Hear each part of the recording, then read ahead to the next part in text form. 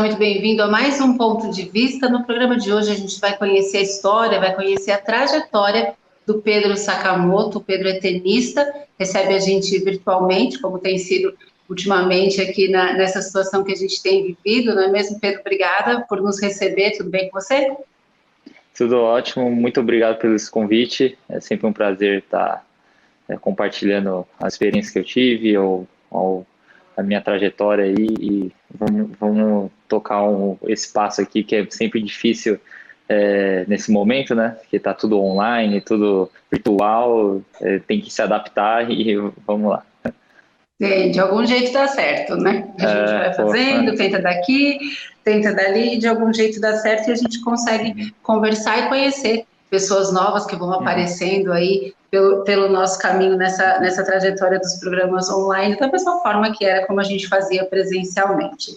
Pedro, você é tenista, é guarulhense. Quando foi que o tênis apareceu na sua vida? eu nasci aqui em Guarulhos,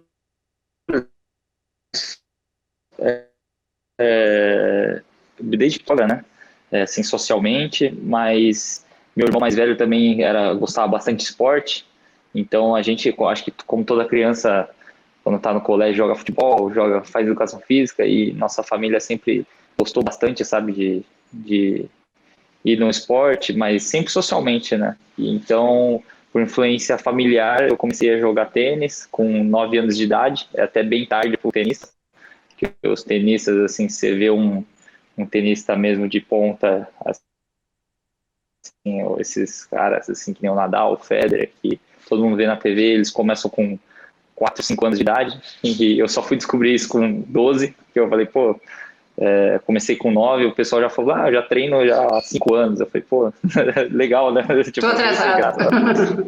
mas tá legal, né? E aí comecei por influência familiar, né? Por meus irmãos mais velhos, eu tenho 2 irmãos, e meu pai que jogava tênis socialmente, então assim eu entrei pro tênis e fui indo até que com 15 anos de idade eu pedi para os meus pais, né? Pô, posso me dedicar um pouco mais ao esporte, à performance mesmo. Então dali para frente eu comecei, digamos que comecei o, a minha carreira, né? Que com 15 anos de idade, 14 para 15, eu tive que tomar algumas decisões, e obviamente uma delas era o estudo, né? Que acho que a maioria dos brasileiros sempre priorizam estudos, né? Ter uma carreira mais, como que fala, mais normal, né? Digamos, mais corriqueira do brasileiro, né? Que é ir para os estudos, ter um trabalho mais estável, que te gere renda e assim por diante construir sua família, né?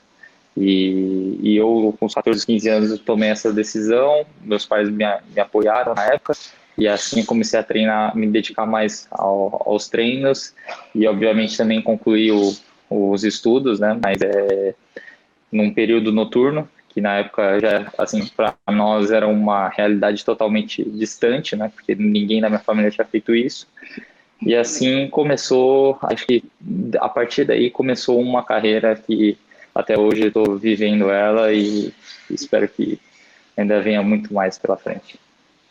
Tomara. É diferente para as pessoas, por exemplo, você chegou com 9 anos, os meninos já estavam, e as meninas há algum tempo, né? Mas é diferente, assim, você, porque na escola, na educação física, o professor não diz, né?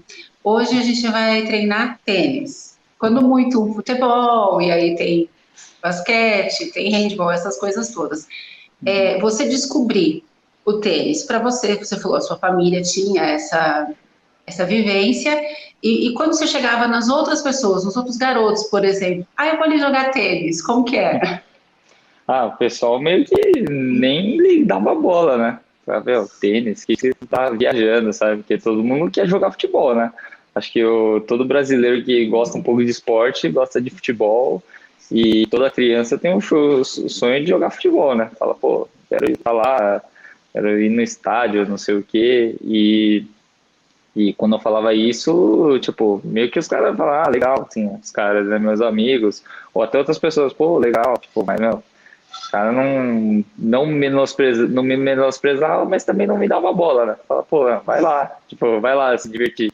E até certo ponto eu também estava assim, né? Mas daí, como eu falei, com 14 para 15 anos, eu tive que, assim, não que eu tive que me moldar a um ambiente competitivo. Então, assim, ou eu meio que é, mergulhava nesse mundo competitivo que é o tênis, ou eu ficaria só no lazer mesmo.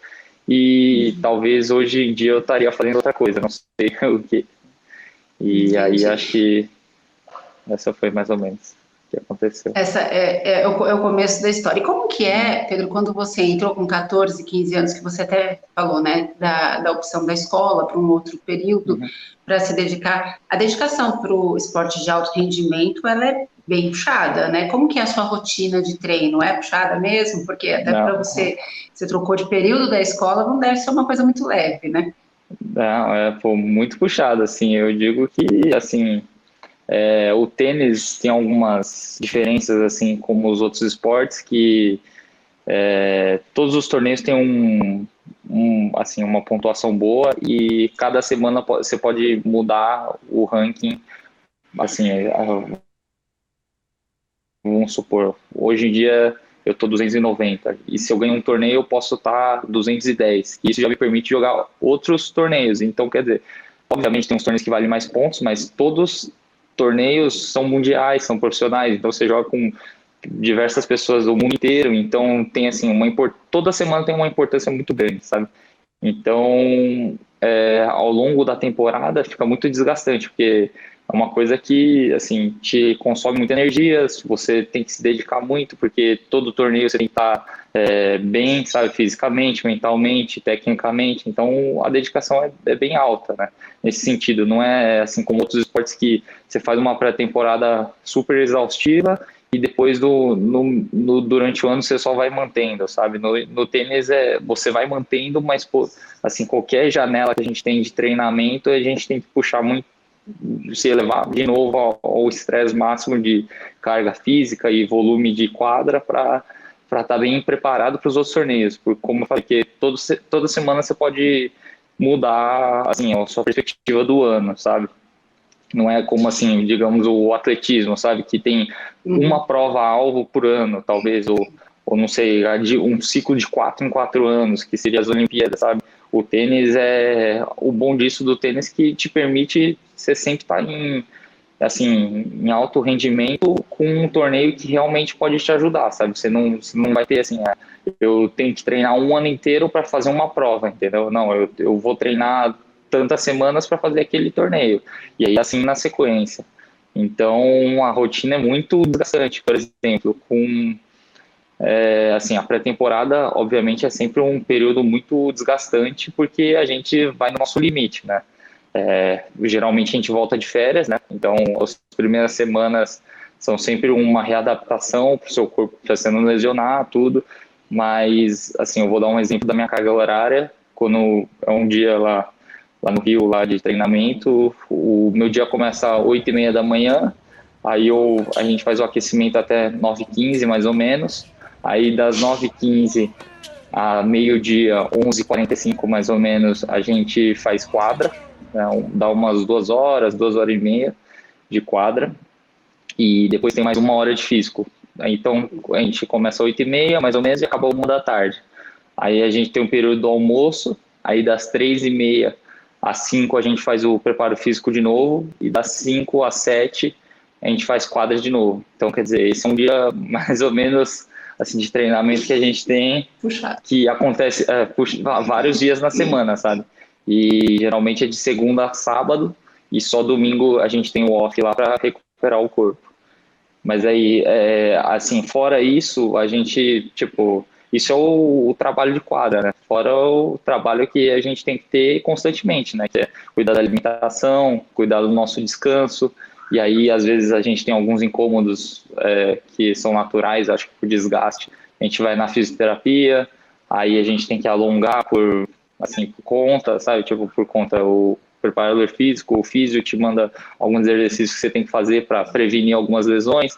Então, quer dizer, assim, a pré-temporada é sempre o extremo, mas eu digo que numa semana, assim, durante torneios, a gente tem uma carga reduzida, obviamente, disso, porque senão você chega num torneio muito defasado, né? Mas também dias da semana muito cheios como esse, sabe? Então, eu digo que é uma rotina desgastante, porém, acho que no final das contas você sempre esquece isso porque você quer estar ganhando no torneio, né? Então, tipo, no final das contas vale a pena, assim, né? Que bom, né? Que vale a pena. Agora eu quero te perguntar, você vive para isso? E no Isso. Brasil, enfim, você não deve disputar torneios só no Brasil, mas você vive para Uhum. isso. E vive disso? Hoje você vive Sim, do tênis? sim, vivo Até do porque você não tem nem tênis. tempo para outra coisa, né? Pelo jeito. Pô, com certeza, não tem tempo para nada. É, hoje eu sou. Hoje não, né? Já faz alguns anos que eu me dedico ao tênis, né? Então, hoje temos alguns tenistas, temos um tenista entre os top 100 do mundo, né? Que é o Thiago Monteiro, que é o número 1 do Brasil. Hoje eu estou em quinto do Brasil. Acho que um tempo atrás fiquei em quarto também, depende do ranking, como eu falei, das semanas, né? E obviamente, vivo disso, porque se você não está full time nisso aqui, é muito difícil, é um ambiente muito competitivo, então é muito difícil você conseguir alguma coisa em resultados ou qualquer outra, assim, desejo pessoal, sabe? É muito difícil alcançar alguma coisa no tênis, porque é um ambiente meio competitivo, digamos assim.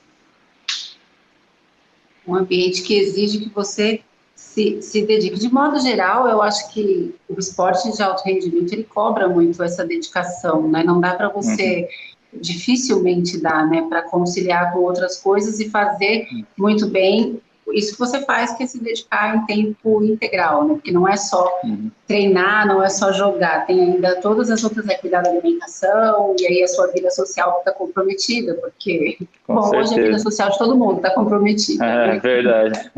Nossa, é verdade. Mas isso Mas aí é uma coisa que custa para muito brasileiro, né? E assim, não foi diferente para mim, mas geralmente quando você está na adolescência ali, né? Saindo ali de 18 anos ali, que você fica maior de idade, começa a dirigir, você fala, pô, posso entrar em onde eu quiser, não sei o quê, posso sair, e quero estar com meus amigos, isso sempre custa um pouco, mas aí vai de cada um, assim, conseguir dosar, eu acho que tudo tem sua hora, não dá para se privar de tudo, mas também tem que ter algumas prioridades, cada um tem as suas prioridades e acho que é isso que é o mais importante, né? tá certo. Você escolheu as suas prioridades e está É, vivendo elas, né, Pedro? A gente vai continuar exatamente. no próximo bloco conversando com você. A gente vai fazer um intervalo bem rapidinho e volta daqui a pouquinho com um ponto de vista. Até já.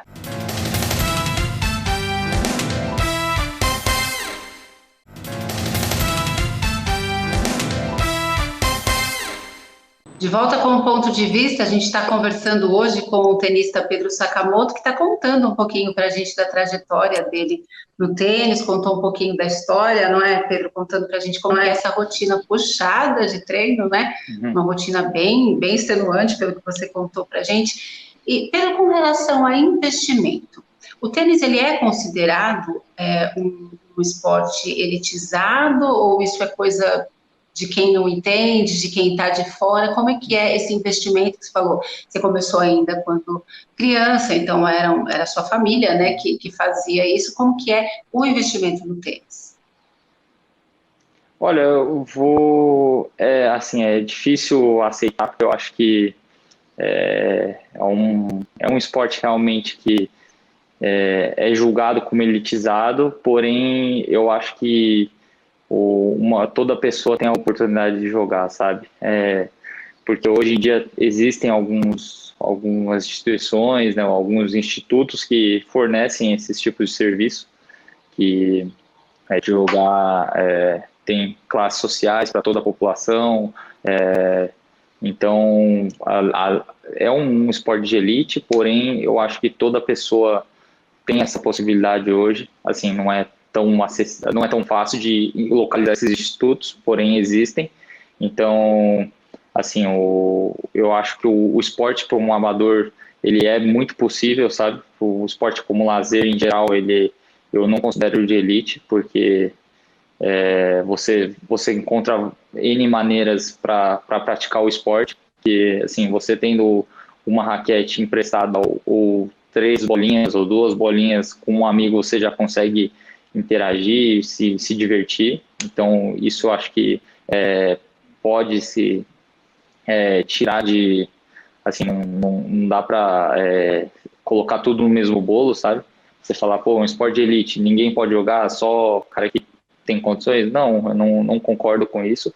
Obviamente tem algumas restrições, você precisa ter uma raquete, você precisa ter uma quadra, porém não é em qualquer lugar que você vai conseguir praticar, mas eu acho que dá para qualquer pessoa aqui hoje falar, pô, eu quero praticar tênis, encontra uma maneira de praticar, sabe? Não, acho que não é tão acessível como o futebol, porém isso existe, assim, sabe? Tipo, é viável, mas eu digo que o esporte de alto rendimento em si, assim, no tênis, é um esporte com, não digo de elite, mas você demanda uma parte financeira um pouco alta também, porque ao mesmo tempo ela pode ser remunerada muito bem, sabe? Tipo, os torneios, eles têm uma premiação, tem a ajuda no Brasil não é tão simples assim, sabe? Como você arrecadar patrocínio, achar investidores ou fornecedores de materiais, porque aqui no Brasil é muito difícil de fazer isso, sabe? De ter essa abertura. Então, quando você me pergunta assim, você considera um esporte de elite? Eu acho que se separar em duas partes. Acho que o esporte é um esporte de elite para alto rendimento, porque você viaja muito. Então, quer dizer, se você não tem um patrocinador, você vai ter que dispor do seu bolso mesmo, né? De gastos com passagens, alimentação, hospedagem, com o seu treinador, com o seu fisioterapeuta, com tudo, com todo o seu staff e todo o seu gasto diário. Então, isso realmente é um custo elevado, porém, se você começa a ir bem, você também consegue retornar grande parte disso. Eu digo que, assim,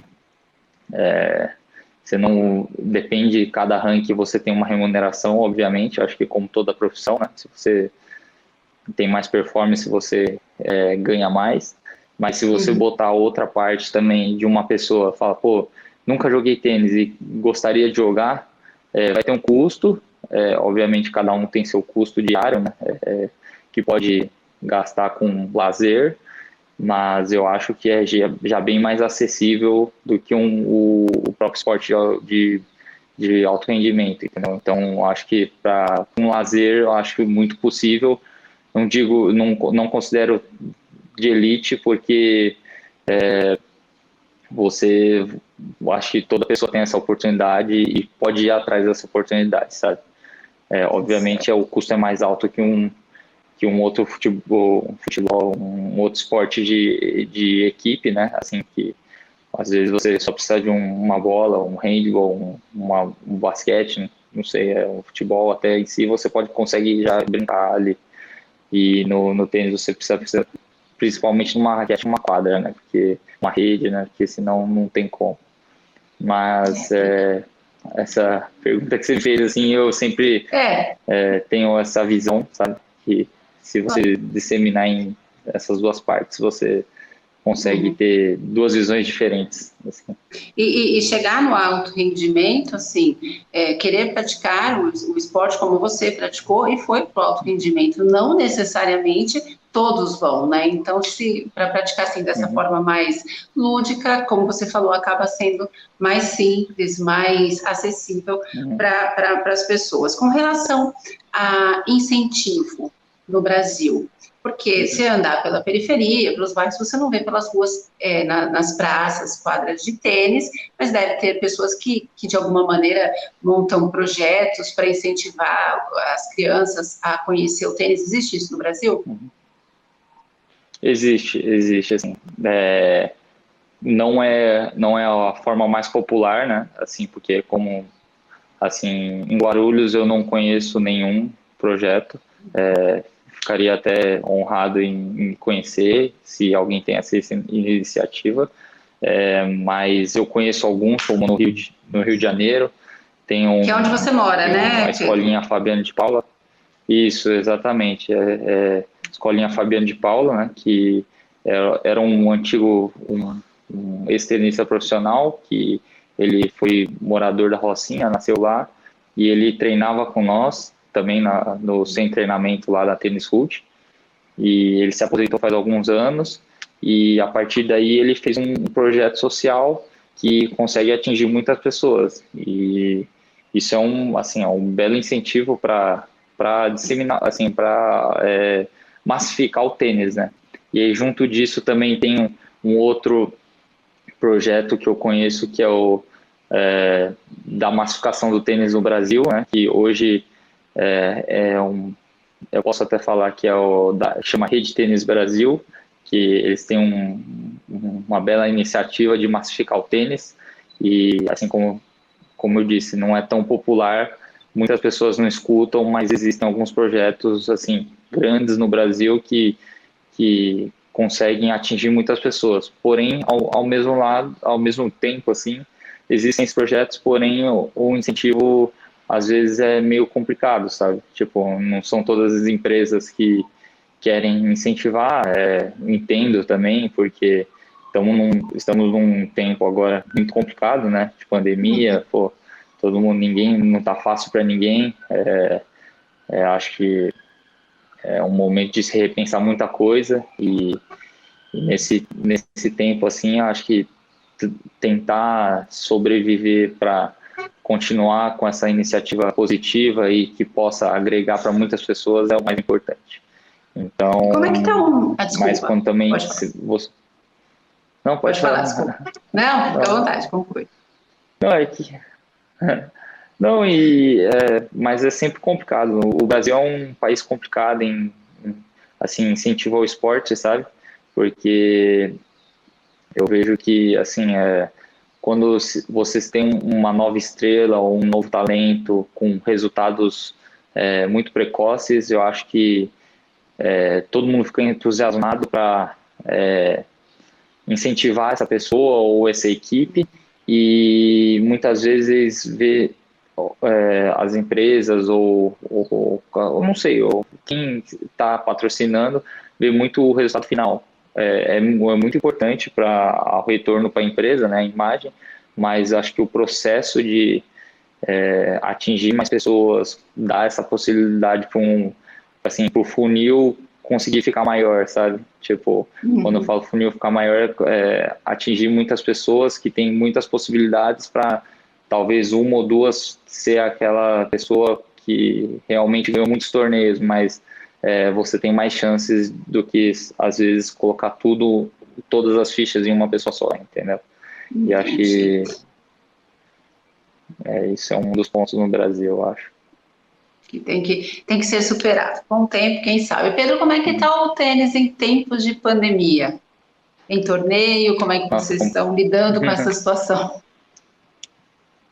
Nossa, foi complicado, né? Porque, assim, esse ano já as adaptações que eles tentaram implantar no começo do ano passado, não, no meio do ano passado, né? Tudo surgiu, já estão bem melhores, né? Eles conseguiram melhorar alguns detalhes, mas os torneios são sempre sem público ou com público muito reduzido, assim, uma capacidade de 20% talvez, de público. Isso os jogadores sentem bastante. Todo mundo consegue ver no futebol, né? A gente vê uma final às vezes de Libertadores com quase ninguém no estádio. Então você fala, pô, mas é estranho isso, né? Um jogo mega importante sem público. Isso do lado dos jogadores é muito estranho, mas a gente já está se adaptando a isso. Os torneios de tênis estão rolando com uma espécie de bolha, né? Então, a ATP, ela exige você sempre mandar um teste negativo de PCR, de Covid, antes do torneio, mas chegando lá, você você tem que fazer um teste e você só pode sair do quarto depois de 24 horas, né, que saiu o resultado do teste. E nisso você tem a liberdade de sair do quarto, porém é só entre o hotel e o clube. Então a gente fica nessa bolha que eles fornecem comida, algumas opções, né, para não, que às vezes a gente fica 1, 2 semanas no mesmo lugar, daí a gente pode transitar do hotel para o clube. Alguns países um pouco mais restritos, né, que assim você tem tantas horas para sair realmente do hotel para ficar no clube, mas tem países que têm menos restrições, porém está mudando semana a semana. Por exemplo, semana passada estava no Chile e tinha alguns companheiros meus do sem treinamento que iriam para o mesmo torneio, porém eles não puderam ir porque o Chile tinha acabado de fechar fronteiras para o Brasil, para passageiros que passaram pelo Brasil. Então você tem que estar 14 dias fora do Brasil para estar dentro do Chile. Então esses meus companheiros aí não puderam ir para o torneio por causa dessa restrição de fronteira. Então é bem complicado, tá bem difícil de viajar, porém a gente ainda tem que agradecer que tá tendo esses torneios, né? Que bom, né? São os novos tempos e a gente tem que se adaptar a eles enquanto a gente está nessa situação, não é mesmo? Pedro, eu quero muito agradecer a sua participação aqui, a sua entrevista, muito bacana conversar com você e conhecer a sua trajetória. Obrigada, viu?